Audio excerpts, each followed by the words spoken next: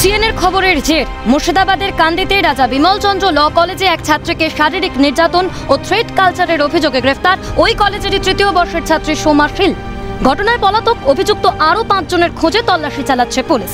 অভিযোগ, শুক্রবার রাজা বিমল চন্দ্র ল কলেজে ফর্ম ফিল আপ করতে গিয়েছিলেন এক ছাত্রী। প্রেমের প্রস্তাব প্রত্যাখ্যান করায় ওই ছাত্রীকে মারধর করা হয়। শনিবার সেই খবর সম্প্রচারিত হয় সিএনএর পর্দায়।